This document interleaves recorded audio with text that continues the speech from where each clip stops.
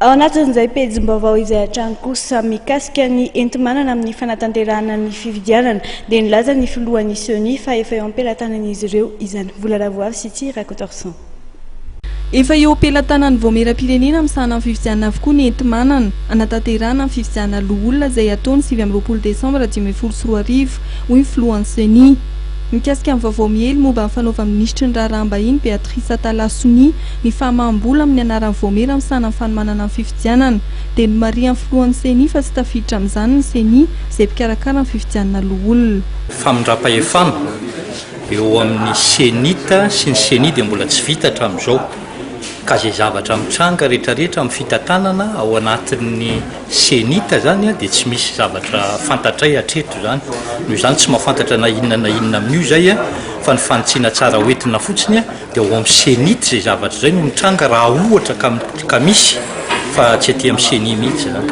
Fanapa-kevitra ny filoham-pirenena no mandrava ny rafitra Cenita. Hatramin'izao dia mbola tsy namoaka ny fanapa-kevitra ny filoham-pirenena. Samy mbola miasa eto alarobia avokoa amin'izao fotoan'izao ny Ceni sy ny Cenita.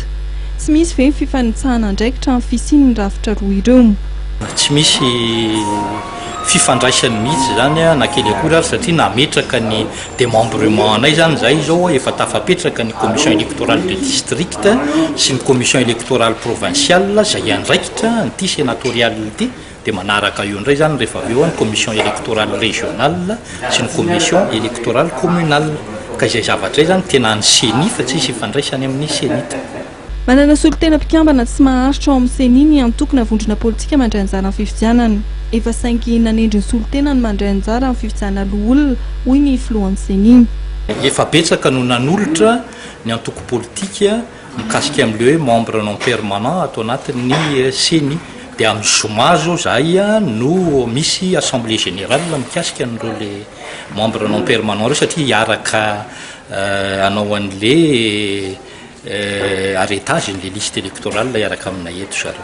Ara-teknika dia mizotra araka ny tokony izy ny fanomanana ny fifidianana hoy ny filohan'ny Ceni ary ny famaranana tanteraka ny listim-pifidianana no asa maika miandry ny Ceni mialohan'ny andefasana any amin'ny district ny fitaovana rehetra ampiasaina amin'ny fifidianana loholona.